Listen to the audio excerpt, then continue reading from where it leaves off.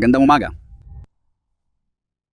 Kahapon, sa base ng Dover, sina Pangulong Trump, ang speaker ng Kamara at ako ay tumahimik habang bumabalik ang mga bayani, mga kabaong na natatakpan ng watawat. Pinarangalan namin sila. Nakidalamhati kami sa mga pamilya at nakinig kami. Ang narinig ko sa gitna ng mga luha, yakap, lakas, at matatag na determinasyon ay pareho mula sa bawat pamilya. Sabi nila, tapusin mo ito. Igalang mo ang kanilang sakripisyo, huwag mag-atubili, huwag tumigil hanggat hindi tapos ang trabaho. Ang sagot ko, tulad ng sagot ng Pangulo, ay simple at malinaw. Tatapusin natin ito. Igagalan natin ang kanilang sakripisyo, ang kanilang sakripisyo ay lalo lang nagpapalalim ng ating dedikasyon. Suot ko ang punsera nito. Staff Sergeant Jorge Olivera, isa siya sa mga espesyalista ko sa Guantanamo Bay. Ipinadadala siya pagkatapos sa Afghanistan kung saan siya ay napatay noong 19 ng Oktubre, 2011. Napatay siya 10 taon pagkatapos ng 9/11. 15 taon nang lumipas. Kabilang siya sa 1% ang pinakamahusay sa Amerika. Hindi lang siya isang National Guard, kundi isa ring pulis at ama ng pamilya. Araw-araw ko siyang naalala, tulad ng marami sa ating henerasyon at ng mga nauna pa na nagsusuot ng mga pulseras na ganito, palagi naming alalahanin ang mga nawala sa labang ito. Ang kanilang mga pangalan ay nakaukit na ngayon magpakailanman sa ating marangal na misyon at sa kaluluwa ng isang bansang labis ang pasasalamat. Narito ako ngayon, direktang nakikipag-usap sa inyo, sambayanang Amerikano. Hindi sa pamamagitan ng mga filter, hindi sa pamamagitan ng mga reporter at hindi rin sa pamamagitan ng pagmamanipula ng mga cable media. Ang isang hindi tapat at anti-Trump na media ay gagawin ng lahat ng paraan. Alam na natin yan sa puntong ito para paliitin ang mga tagumpay, palakihin ang bawat gastos at questionin ang bawat hakbang. Sa kasamang palad, ang Trump derangement syndrome ay nasa DNA na nila. Gusto nilang mabigo si Pangulong Trump, pero kayo, ang sambayan ng Amerikano, ay mas nakakaalam. Oo, may mga reporter sa harap ko, pero hindi sila ang ating tagapakinig. Ngayon, kayo ang aming kausap, ang mabubuti, disenteng, at makabayang mamamayang Amerikano. Kayo, ang mga makabayang Amerikano, masisipag, nagbabayad ng buwis, at may takot sa Diyos. Ang media rito, hindi lahat, pero malaking bahagi nito ay gustong ganoon ang isipin ninyo. 19 na araw pa lang mula na magsimula ang labang ito na tila umiikot na tayo patungo sa walang hanggang bangin o walang katapusang digmaan o isang kumunoy. Sa totoo lang, wala na mas lalayo pa sa katotohanan dyan. Pakinggan mo ako. Isa ako sa daan-daang libo na lumaban sa Iraq at Afghanistan na nakakita kung paano sinayang ng mga dating politikong tanga tulad ni Bush, Obama at Biden ang kredibilidad ng Amerika. Hindi ito ang digmaang iyon. Mas alam ni Pangulong Trump ang tama. Ibang epic fury, nakadutok na para ni laser at mapagpasyang kumilos. Ang ating mga layunin na direkta na ibinigay ng ating Pangulo, America First, ay nananatiling eksaktong pareho mula pa noong unang araw. Tiyak na hindi ito kumakatawan sa mga layunin ng media at lalo na ng pamahalaan ng Iran at hindi rin ito mga bagong layunin. Ang ating mga layunin ay nananatiling hindi nagbabago, nakatutok ng eksakto sa target at ayon sa plano. Wasakin ang mga misil, mga launcher at ang industrial na base ng depensa ng Iran upang hindi na nila ito muling maitayo, wasakin ang kanilang hukbong dagat at tiyakin na hindi kailanman magkakaroon ng sandatang nuklear ang Iran. Ang ating mga layunin mula pa noong unang araw. Sa mga makabansang miyembro ng media, walang kayang maghatid ng perpekto sa digmaan. Mas alam ng gusaling ito kaysa kanino man. Ngunit iulatin niyo ang katotohanan. Tayo ay nananalo ng tiyak at ayon sa ating mga kondisyon. Ang Iran ay isang malawak na bansa at katulad ng Hamas at ng kanilang mga lagusan, inilaan nila ang lahat ng tulong, lahat ng kaunlarang pang-ekonomiya at tulong na makatao para sa mga lagusan at mga raket. Yan ang ginawa nila sa Hamas. Dekadang ginamit ng Iran ang yaman ng Estado hindi para sa mamamayan, kundi para sa mga misil, drone, mga proxy at underground na pasilidad. Ngunit hinahabol namin sila sa isang metodiko at walang awang paraan at sa napakalakas na paraan na walang ibang puwersang militar sa mundo ang kayang gawin. At ang mga resulta na mismo ang napapatunay. Nakatama na kami ng higit 7,000 target sa Iran at kanilang infrastruktura. Hindi ito paunti-unti, kundi malakas na puwersang inilapat ng eksakto. At muli, ngayon ang magiging pinakamalaking serye ng mga pag-atake hanggang ngayon, tulad ng nangyari kahapon. Tulad ng nabanggit ko, simula pa lang, lumalakas tayo habang humihina ang Iran, tinutugis natin sila at nagdadala ng kamatayan at pagkawasak mula sa itaas. Ang mga air defense ng Iran ay na-neutralize na. Matinding tinamaan ang base ng industriyang pangdepensa at mga linya ng produksyon ng kanilang mga programa ng misail at drone. Inatake namin ang daan-daang base ng kanilang industriyang pangdepensa, kaya labis na naapektuhan ang paggawa nila ng bagong ballistic missile. Bumaba ng 70% ang mga pag-atake ng missile at UAV gaya ng kamikaze drone laban sa aming puwersa mula na magsimula ang labanan. Alam natin na mapapaputok pa rin ang mga Iranian, pero mas marami pa sana kung kaya nila, kaso hindi nila kaya. Ang huling trabaho na gugustuhin ng kahit sinong tao sa mundo ngayon ay maging mataas na leader ng IRGC o Basij. Lahat yon pansamantalang trabaho. Gaya ng aral mula kay Admiral Ernest Ting, noong ikalawang digmaang pandaigdig, nagpa siya kami ibahagi ang karagatan sa Iran. Ibinigay namin sa kanila ang ibabang kalahati ng dagat o pinalubog namin ang mahigit 100 at 20 nilang mga barko ng hukbong dagat. Kadalasan, hinihintay namin ang kumpirmadong pinsala bago makuha ang totoong bilang. Hindi na mahalaga ang surface fleet nila. Naglaho ang 11 nilang submarino at napinsalang mga pantalan militar nila. Ang Iran ay nananakot sa Estados Unidos at sa ating mga interes sa loob ng 47 taon. Ang pangunahing mga industriya na meron sila ay hindi bakal, agrikultura o turismo, kundi ang terorismo sinusuportahan ng Iran. Ang Estado, ang mga proxy na milisya, mga underground na network, mga ballistic missile at isang mesyaniko at marahas na ideolohiyang Islamiko na naglalayo ng isang apokaliptikong katapusan.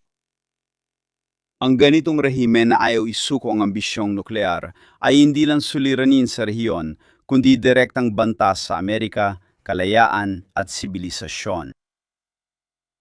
Ang mundo, gitnang silangan, mga hindi mo pagpasalamat na kaalyado sa Europa at ilang bahagi ng media natin ay dapat may iisang sinasabi kay Pangulong Trump. Salamat sa tapang napigilan ng estadong terorista na gawing bihag ang mundo gamit ang mga misil habang sinusubukang gumawa ng nuclear na bomba. Salamat sa paggawa ng trabaho ng malayang mundo. Ang seremonya kahapon ay nagpapaalala kung bakit tayo lumalaban, hindi para magtayo ng bansa o itaguyod ang demokrasya, kundi para durugin ang mga direktang banta sa Amerika, sa mga Amerikano at sa ating interes. Lumalaban tayo para manalo at nananalo ayon sa sarili nating mga kondisyon, matatag na tinutupad ang ating mga layunin. Pumasok kagabi ang 13 taong gulang kong anak na lalaki sa opisina habang ine-edit ko ito. Nagtanong siya tungkol sa digmaan at sa mga pamilyang kilala niya sa Dover. Tumingin ako sa kanya at sinabi, namatay sila para sa iyo, anak, para hindi na kailangang harapin ang iyong henerasyon ang isang nuclear na Iran. Iyan ang tunay at dalisay na katotohanan. Ibinuwis nila ang buhay nila para sa layuning iyon. Ang mga pamilya na nagsabing tapusin ito, kami ang tatapos. Sinasabi ko rin ito sa bawat Amerikanong nais ng kapayapaan sa pamamagitan ng lakas. Naway patuloy na pagpalain ng ating makapangyarihang Diyos ang ating mga tropa sa laban na ito. At muli, hinihiling ko sa sambayan ng Amerikano, pakiusap, ipagdasal niyo silang lahat. Araw-araw, nakaluhod. Kasama ang inyong pamilya, sa inyong mga paaralan at simbahan, palaging sa ngalan ni Hesukristo, naway manatiling matatag ang ating mga tropa at samahan sila ng Diyos. Nasa inyo na po ang pagkakataon, Ginoong Pangulo, Kalihim. Ginoong Pangulo, mga ginang at gino, salamat sa pagdalo. Kahapon, sinamahan ko si Pangulong Adolf para salubungin ang pagbabalik ng 6 nating bayani sa bansa. Isang karangalan para sa akin na nandoon at magpasalamat sa kanilang mga pamilya. Mula sa ika-6 na air refueling wings sa MacDill Air Base, Florida, na nagsisilbing bahagi ng isang aktibong unit na kaakibat sa Birmingham, Alabama, sina Major Alex Kleiner at Ginoong John Alex Kleiner. si Major Ariana Savino na napromote posthumously mula kapitan patungong major.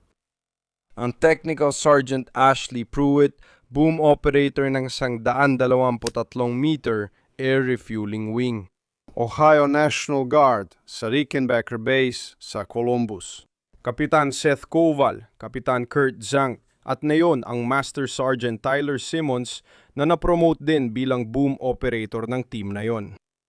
Lahat ng nakausap kong tao at miyembro ng pamilya kahapon ay nagsabing mahal nila ang maglingkod, maging bahagi ng malalaking team at ang abyasyon.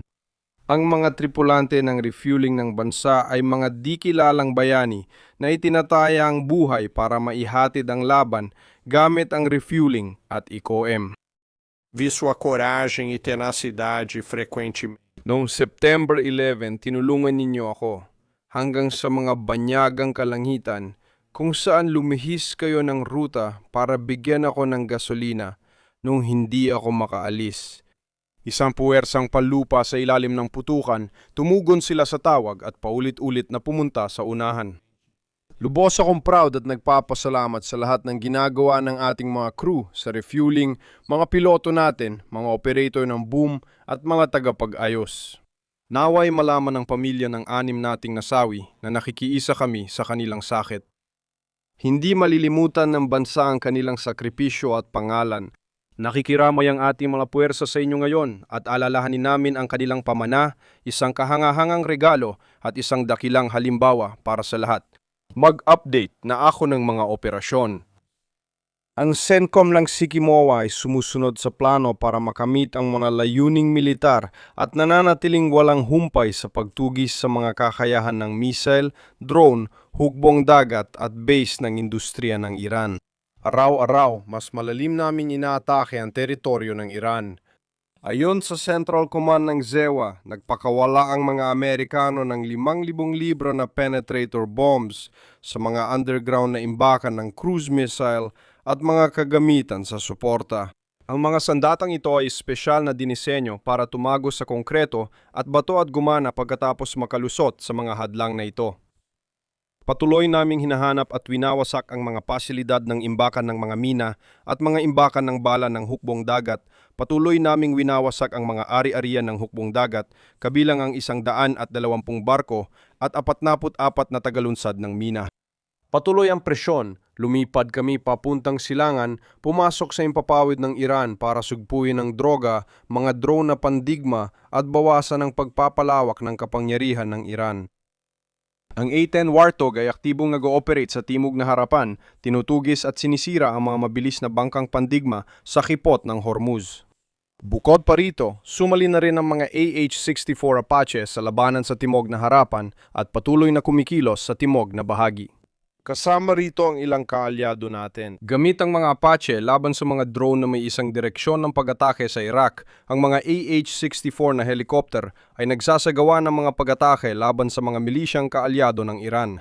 Upang matiyak na nasusupil natin ang mga banta laban sa mga puwersa o interes ng E-128 at patuloy tayong nakatutok sa pagneutralisa ng anumang plataporma na ginagamit ng Iran para saktan ng mga Amerikano o ang ating mga kasosyo.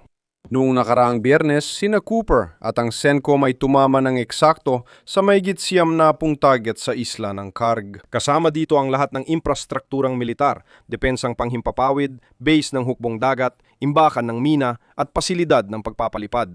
Ayon sa kalihim, tuloy-tuloy namin inaatake ang industrial na base ng depensa ng Iran at magpapatuloy kami rito. Ngayon, nais kong ipagpatuloy ang pagtalakay tungkol sa mga miyembro ng ating kahangahangang pinagsamang puwersa. Ngayon, ibabahagi ko ang tungkol sa natatanging mga piloto sa araw-araw na labanan, mga kupunan ng hukbong himpapawid at mga reserba, ang mga B-1, B-2 at B-52. At ang mga kuponan na nagpapanatili ng mga sistemang sandatahang ito ang gulugod ng malayo ang pag-atake ng Estados Unidos. Ang kanilang mga ambag sa Epic Fury ay napakahalaga. Sa ilalim ni Admiral Rich Coral, sa Stratcom at suportado ng Transcom, ang puwersang ito ng muling pagsusupply, magsasalita ako tungkol sa mga natatanging aviator. Ang puwersa ay nagpaplano ng mga misyon para makamit ang matitinding resulta para sa ZIWA at mga kaalyado nito. Noong nakaraang weekend, binisita ko ang ating mga bomber na nakadeploy, ang mga crew ng B-1 at B-52, at nakipag-usap ako sa mga batang aviator at mekaniko. Tinanong ko sila, kamusta ang pakiramdam nila? Ikwento ninyo sa akin ang isang araw ninyo. Pinagsamang puwersa, depensa ng frontline, mga aviator, muling pagsusupply ang pag-usapan ko, at mga crew, mga reservist ng tagapagsupply, araw-araw na muling pagsusupply, mga crew, muling pagsusupply, puwersa. Magsasalita tungkol sa mga dating sa ipapit, pinapakita nila ang kakayahan sa labanan, sa ilalim admiral at sa dorsal front, puwersa mga dating aviator, stratcom muling pagsusupply sa mga crew, magsasalita tungkol sa mga dating crew. 5 sa mga bomber na B-52 at dagdag pang 4 na unit ng mga modelong B-1 ang nakaposisyon doon. Ilan sa mga Amerikanong ito ay nasa kanilang 20s. Binibibigyan natin sila ng malaking responsibilidad na magpalipad ng daan-daang toneladang eroplano para magampanan ang ating tungkulin kapag kailangan. Sa toto lang, nagsisimula ang misyon nila isang araw bago ito kapag natanggap na nila ang mga target at pinag-aaralan ng mga ito, pati ang epekto, mga armas na kailangan, program ng armas, lagay ng panahon at daloy ng mga tanker. Napakakomplikado ng problemang ito na ibinibigay natin sa bawat team. Pinagtatrabahuhan nila ito sa loob ng 24 na oras bago ang misyon, nagpapahinga sandali at pagkatapos ay lumalabas para lumipad. Sa huli, tinitingnan nila ang lahat ng kagamitan, mga maskara, mga survival kit, nilalagyan ng bala ang mga armas at naghahanda na sila. Pinaandar nila ang mga jet 1 oras bago lumipad at umalis sila sa liwanag ng araw. Ginagawa ang pre-flight check, nagpo-focus at naghahanda para sa digmaan sa mahahaba at tensyosong mga misyon. Habang nasa biyahe, napapaligiran ng teknolohiya, gagawa sila ng maraming aerial refueling gamit ang mga tanker sa daan papunta sa kanilang area of responsibility mula sa Estados Unidos o mula sa isang advanced na base, depende sa utos. Bilang isang piloto ng fighter jet, mas madali ang mag-refuel sa isang F-16 kaysa sa isang B-1, B-2 o B-52 kung saan kailangan mong aktibong magpalipad at magkontrol. Ang eroplano ay physical na bagay, hindi tulad ng fighter jet na mas madali kontrolin. Mananatili silang nakakonekta sa refueling boom na hanggang 30 minuto tumatanggap ng daan-daang libong libra ng gasolina. Isang pisikal na mahirap na gawain ang mag-refuel habang nasa ere at ginagawa nila ito sa operasyon. Pinagsasama nila ang puwersa ng Israel para maisagawa ang mga itinalagang misyon, nagbabagsak ng mga bomba sa tamang oras, target at epekto. Alam ko maraming emosyon ang nararamdaman nila, pero dapat maintindihan ng mga Amerikano na ginagawa nila ito ng may nakakamanghang focus. Nakakaramdam sila ng takot, pero ang pinakamalaki, Diyos ko, huwag mo akong hayaang magkamali. Ibigay mo ang lahat, panalangin ng mandirigma sa ating kaluluwa. Sa mga araw ng Epic Fury, gaya ng napag-usapan, gumagamit sila ng sandatang pangmalayuan. Ngayon, gaya ng sinabi ko, lilipat na tayo sa mga sandatang gamit sa malapitang labanan. Sa likod ng bawat isa ay may kahanga-hangang maintenance crew at armorers na tinitiyak na laging handa ang mga sasakyang panghimpapawid at sistema nito. Dahil sobrang laki ng mga eroplanong ito, hindi sila kasya sa mga hangar at nananatili na lang sa labas, sa lamig, nyebe at ulan. Ang mga bomba ay binubuo sa labas para sa proteksyon at kaligtasan 24 na oras sa isang araw, araw-araw sa buong taon.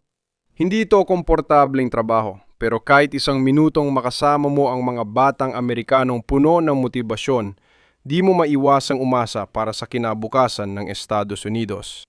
Talagang kamangha-mangha ito. Ipinagkakatiwala natin sa mga batang Amerikanong ito ang napakalaking responsibilidad at lagi nila itong tinutupad ng may profesionalismo at kababaang loob, ginagawa ang hinihiling natin sa kanila. Bilang pagtatapos, ipagpapatuloy natin ang mga operasyon ng labanan. Tulad ng sinabi ng kalihim, lalo tayong nagiging abala. Alam ko na pareho kami ng kalihim na ipinagmamalaki ang 2,800 miyembro ng ating puwersa. Nagpapasalamat ako sa katatagan at profesionalismo ng mga kalalakihan at kababaihan na nagsisilbi sa Stratcom, CENTCOM, Spacecom, Cybercom, Transcom at sa buong pinagsamang puwersa. Tinatapos ko kung saan ako nagsimula. Ngayon, inaalala natin ang 6 na nasawi na bumalik sa kanilang tahanan. Sila ang pinakamabubuti sa bansa. Para sa mga pamilyang nakararamdam ng pigating ito, kasama ninyo kami at patuloy kayong susuportahan. Naway maging karapat-dapat tayo sa kanilang sakripisyo. Ibinibigay ko na ang pagkakataon sa inyo. Salamat, Ginong Pangulo. Maari na kayong sumagot. Salamat kalihim at Panggulo. Ayon sa inyong update sa mga natamaan, gaano na tayo kalapit sa layunin ng Panggulo at ano ang inaasahang resulta ng operasyon na hindi isiniwalat ang sensitibong plano? Hindi namin nais mantakda ng tiyak na deadline pero sumusunod kami sa plano. May bit naming minomonitor ang mga indikasyon at inaabisuhan ang Pangulo at National Security Team. Kumpiyansa kami na dahil mas nakikibahagi kami, mas malapit kami at may eksaktong ideya kung anong tinamaan namin at kung bakit namin ito tinamaan. Sa mas dinamiko at mas pinahusay na intelligence, mas mabilis namin natutukoy at natatamaan ng mga target kapag lumalabas sila mula sa underground na pasividad, bago o kaagad matapos silang magpaputok. Nasa plano pa rin tayo, kaya gusto kong magsalita sa sambayan ng Amerikano. Maraming usap-usapan tungkol sa panpapalawak, bagong misyon, o haka-haka kung ano ang dapat gawin. Pero malinaw ang aming mga layunin. Binigay ng Pangulo ang lahat ng kailangan namin para magampanan ang misyon. May pinakamagagaling tayo sa mundo na nakauniforme, ginagawa ito sa aktual na lugar, at buo ang paniniwala at dedikasyon nila sa misyon. Nasa Pangulo ang huling desisyon kung kailan masasabi na nakuha na natin ang kailangan para sa seguridad ng sambayan ng Amerikano. Walang tagdang oras pero tama ang direksyon natin. Dito mismo. Magandang araw, Gino, ang Kalihim David Zayer, balita mula sa tunay na tinig ng Amerika. Aling mga bansa, kabilang ang mga estado ng Gulpo, ang mas nakikipagtulungan sa atin dahil nag-aatubili ang Europa. Gusto ko ring tanungin tungkol sa internet blackout ng rehime na ilang linggo ng patay. May papel ba ang hukbong Seneo sa paglaban sa rehimen at pagharang ng VPN network, satellite at iba pa? Gusto kong malaman kung may papel ba ang hukbong Zeneo doon. Siyempre, sa panig ng mga kaalyado at kasosyo, ang Israel, mula pa nung unang araw, ay nag-iisang kamangha-mangha at mahusay na kasosyo, handa at may kakayahan. Walang kapantayang kakayahan at kasosyong bihasa rito. Namumukutangi rin sa husay ang mga estado sa Golpo. Sa totoo lang, ang padalus-dalus na pag-atake ng Iran sa mga sibilyang infrastruktura ay naging dahilan kaya ang mga bansang dati di kasali na yon ay ganap ng nasa ating orbit. Ipinagmamalaki naming dumepensa kasama nila at manatili sa kanilang tabi anuman ang mangyari.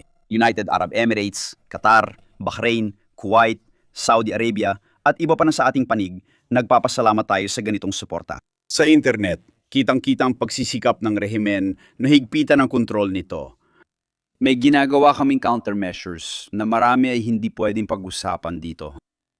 Para matiyak na makarating ang mga mensahe sa mga Iranian, lalo na sa mga kailangan malaman ng kanilang kapalaran o mga pagpipilian. Kahit itago ng rehimen ang katotohanan at magpakalat ng AI peking larawan na minsan naluloko ang media tulad ng larawan ng barkong Abraham Lincoln na nasusunog, magpapatuloy pa rin kami sa aming mga aksyon. Ang mga larawang ito mula sa AI ay nagpapanggap na may nangyayari kahit ang kabaligtaran ng totoong nagaganap. Gumagawa sila ng peking ulat at larawan para linlangin ang mamamayan. Sinusubukan nilang gawing. Pero kahit ganon, bihira pa ring matanggap ng kanilang mga tao ang mga minsang ito dahil sa ipinataw nilang pagharang. Siguradong makakahanap tayo ng paraan para dito. Kalihim paumanhin. Salamat po, Ginoong Kalihim General. Kagabi napakawala ang Iran ng mga misil tumawid sa Golpo. Talagang natamaan nilang plantanan ng isang Saudi sa dagat na pula. Ano ang ibig sabihin ng pagkakaroon nila ng kakayahang ito 3 linggo matapos magsimula ang digmaan? Ginoong Kalihim, nabanggit ninyo ang sibilyang infrastruktura. Tila tinatrato ng Iran na lehitimo at estratehikong target sa rehiyon ang mga diplomatikong post, embahada at konsulado ng US. Ngayon, ano ang ginagawa ng Pentagon para sabihin na nating protektahan ang mga asset na ito at pigilan ang mga pag-atake? Salamat sa tanong tungkol sa mga pag-atake ng misil. Gaya ng lagi naming sinasabi, pumasok sila sa laban na may iba't ibang sandata. Iyan ang dahilan kung bakit patuloy kaming naging agresibo at matatag hanggat maaari laban sa kakayahan nila sa ballistic missiles, maging ito man ay medium range o short range. Patuloy namin silang tinutugis, hinahanap at pinupuksa. Kung ipagpapatuloy namin ito, may kakayahan pa rin sila at may layered defenses kami sa rehiyon para protektahan ang mga target na ito. Nakikipagtulungan kami sa mga kaalyado sa rehiyon ng Golpo para mapahusay ang kinakailangang mga kakayahan sa depensa. Ang Iran ay mayaman sa enerhiya at dapat ay umuunlad. Sa halip, tulad ng ibang radikal na rehimen, ginamit nila ang pera sa iba at hindi para sa mamamayan. Dahil dito, Milyon-milyong Iranian ang nagprotesta dahil ramdam nilang hindi tugma ang kalidad ng kanilang buhay sa inaasahan. Ano ang estado ng Iran? May dahilan kung bakit tinatawag nating pangunahing state sponsor ng terorismo ang Iran. Kinuha nila ang kinikita nilang pera at ininvest sa lagusan, misil, launcher at UAV. Sinisira at pinapahina natin ito sa makasaysayang antas. Pero mayroon pa rin silang ilan at sinusubukan nilang panatilihin ang mga tao sa ilalim ng banta. Araw-araw kaming lumalaban para mapanatili ang presyon. Binanggit mo ang mga embahada at konsulado. Di tulad ng dati, pinaiigting namin ang pagsisikap para matiyak ang kaligtasan ng aming mga tauhan mula sa depensa, estado o ibang ahensya sa mga pasilidad na ito. Pinakamainam na depensa ang mahusay na pag-atake, kaya hindi kami takot na habulin at alisin ang sinuman. At marami sa kanila ang sumusubok na atakihin ang aming mga pasilidad diplomatiko. Iran, alam mo, hindi na kami nagugulat sa walang pinipiling pag-atake nila na patuloy namin nasasaksihan. Jerry. Bilang dahilan ng digmaan laban sa Iran, iginit ng White House na 47 taon na nagsasagawa ng terorismo ang rehimen ng Iran laban sa mga hulaiwa. Kabilang ang pagbibigay ng armas at kagamitan militar ng Islamic Revolutionary Guard at RGC upang tumulong sa pagpatay ng mga Amerikano sa Iraq. Tinaya ito ng Pentagon noong 2019. Ang Iran ang may pananagutan sa pagkamatay ng hindi bababa sa 600 at 3 sundalo sa Iraq. Walang kaparehong ulat sa publiko tungkol sa papel ng Iran sa pagtulong sa Taliban sa Afghanistan. Hindi rin ito naging bahagi ng pampublikong argumento ng White House. Maaari mo bang ikomento ang papel ng Iran sa pagtulong sa Taliban noong digmaan sa Afghanistan? At panggulo, gaya ng maganda ninyong pagkakasabi ni Sekretaryo, 13 miyembro ng sandatahang lakas ng Acre at Atinwal ang napatay na hanggang ngayon sa Operasyon Epic Fury. Gusto ko sanang malaman kung anong mga aral ang natutunan mula sa mga pagkamatay na ito, mula sa mga pag-atake ng Iran, pati na rin sa isang aksidente sa aircraft refueling.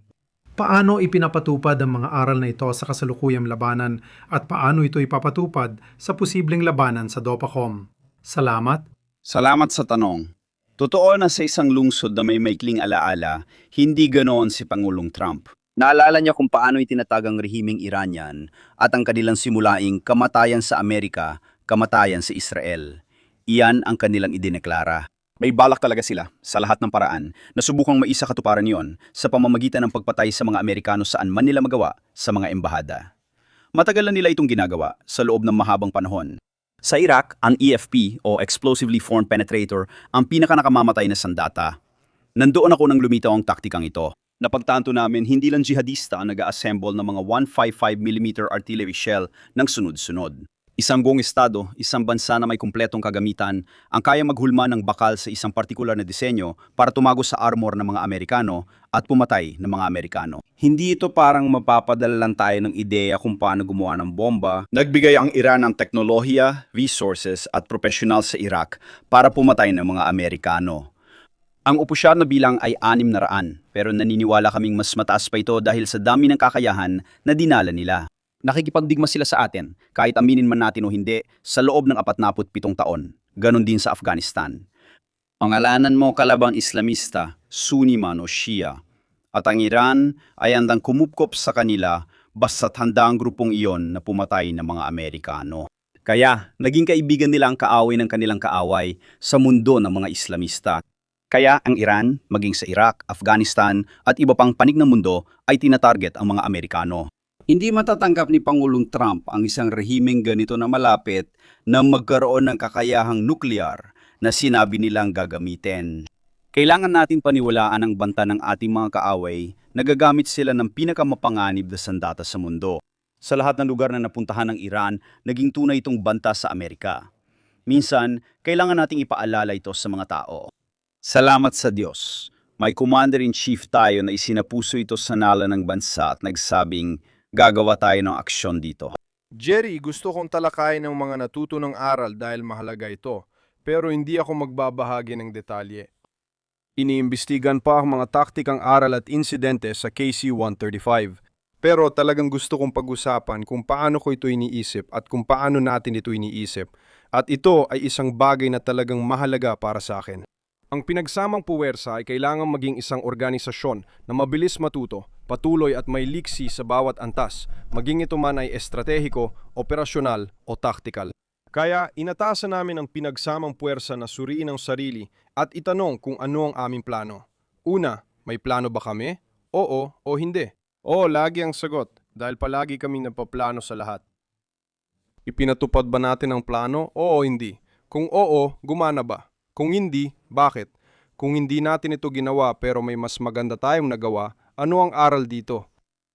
At pagkatapos, paano natin mabilis na makukuha ang mga aral na ito pagkatapos ng bawat pagkatalo o bawat engkwentro at mabilis na gamitin ang mga aral na ito at pagkatapos ay ibahagi ito. Para sa buong pinagsamang puwersa at sa loob ng pinagsamang Estado Mayor, inatasan namin ang aming direktor, Jay Tassetti, sa ilalim ng pamumuno ni Teniente General Lisevsky, isang US Marine, na maging napakamasigasig sa panganggalap at pagkuha ng mga aral na ito, proaktibo at hindi reaktibo.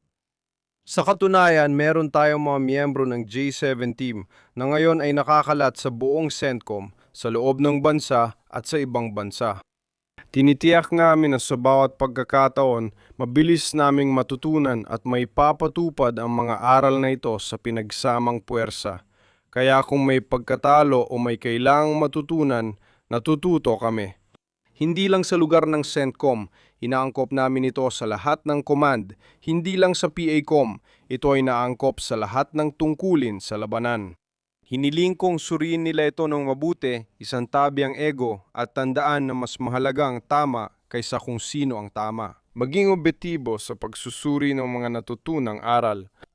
Utang natin ito sa puwersa. Salamat sa tanong. Tama ka, Brown Jack. Sa likod lang. Salamat Ginong Jonathan Dreher mula sa Rural na Politika. Pagkatapos ng digmaan, mawawalan ng misil, drone, hukbong dagat at kakayahang gumawa ng sandatang nuklear ang Iran. Dahil mawawala ang kakayahan ng pinakamalaking banta at taga-suporta ng terorismo sa rehiyon, planong bawasan ang mga resources at tropa sa gitnang silangan. Sa perpektong mundo, 1 taon matapos ang digmaan, paano kaya ang presensya ng militar sa gitnang silangan kumpara noon? Salamat sa tanong. Sa tingin ko, kapag ginarap mo ng direkta ang isang tunay na banta, nagkakaroon ka ng mga bagong opsyon. Sa kabilang banda, tama ba? Sa palagay ko, ang tinatanggiang gawin ni Pangulong Trump na madalas nangyayari sa lungsod na ito ay ang basta tanggapin ang kasalukuyang kalagayan. Walang magagawa ang kahit sino dito. Malaki ang kakayahan nila. At kung mangyari man ito o iyon, sabi niya. Ang interes ng mga Amerikano ay mga ilangan ng tapang at kakayahan. Kailangan natin magtipon ng lakas doon para magawa ito. Hindi namin sasabihin kung ilan, gaano katagal, o kung ano ang handa kaming gawin o hindi. Kung kikilos ng matatag, lumalawak ang posibilidad. Ganito rin ang ginawa ni Pangulong Trump na mabukas siya ng oportunidad para sa Abraham Accords. Ngayon, lumalapit na sa atin ang maraming bansa at kinikilala ang banta ng Iran. Sa tingin ko, ang ating inaharap na paninindigan ay ibabatay sa pambansang seguridad, pagpapakita ng lakas at pagkatanggol sa ating mga tao at interes. Sa tulong ng mga katuwang, susuriin ng Pangulo ang pinakamainam na hakbang. Salamat sa tanong. Sige, dito. Yun ang patakaran ni Zhu, militar. Maraming salamat sa lahat. Sekretaryo, may 2 tanong ako. Madalasigit ng Vice-Presidente ng layunin ng digmaan ay denuklearisa ang Iran at iwasan ang mas malalim na pagkakalugmok. Nabanggit mo na ito pero pwede mo bang ipaliwanag ng mas malinaw kung paano idinuklearisa ang bansa at sabay na maiwasan ang walang katapusang digmaan?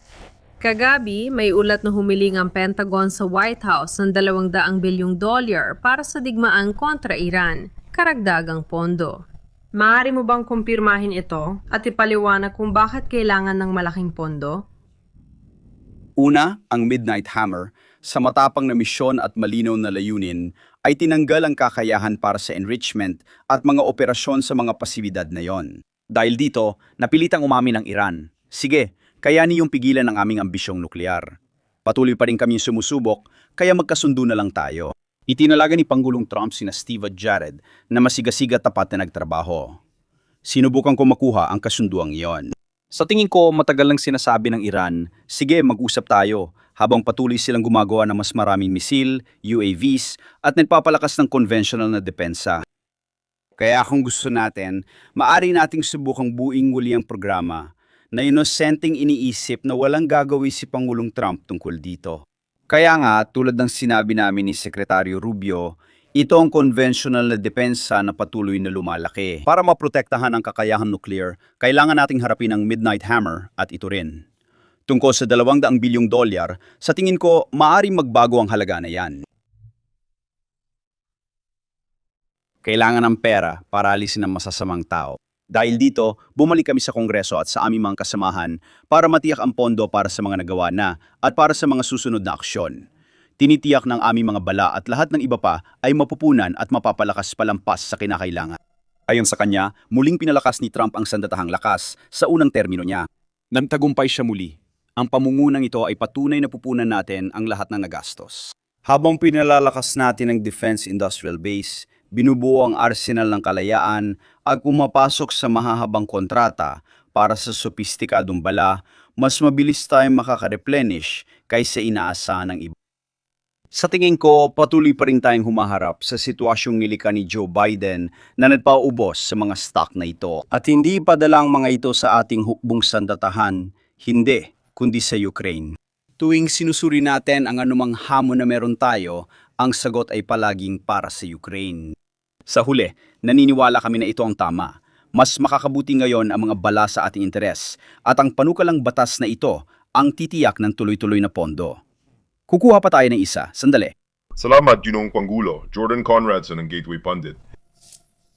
Tungkol sa pag-atake kahapon sa Timo Bars gas field, alam mo ba kung hindi alam o hindi inaprubahan ng mga taga San Diego ito? Sa Israel, tila mas sinusunod ang sarili nilang layunin kaysa sa itinakda ni Xavier. Hindi ko alam kung sang-ayon ka pero sinabi ng presidente na ayaw niya katakihin ang infrastruktura ng langis ng Iran. Tulad ng sabi mo, iniiwasan din ito ng US. Sa isla ng Karg, nasa $120 na ang presyo ng langis. Bakit pa natin tinutulungan ng Israel sa digmaan kung sarili lang nilang layunin ang sinusunod? Hawak natin ang alas, balinaw ang mga layunin natin, may mga kaalyado rin may sariling layunin at nagsasalita para sa sarili ang katotohanan. Malinaw ang sinabi ni Pangulong Trump tungkol dito. Ginamit ang Iran ang enerhiya bilang sandata sa loob ng mga dekada at nagbigay ng babala ang Israel. Malinaw din ang pahayag ng Pangulo. Alam ng Iran na kapag tinamaan mo ang isla ng Karg at ang mga kakayahang militar doon, yun lang ang tinamaan namin at kaya namin ilagay sa alanganin ng kahit ano. Kontrolado ng militar ng US ang kapalaran ng bansa. Dapat piliin ng Iran ang tama at tigilan ang pag-atake sa mga kaalyadong Arabo at bansang Arabo na pinapahirapan nila na sila rin ang dahilan. Maraming salamat sa inyong oras at pasasalamat ko sa lahat.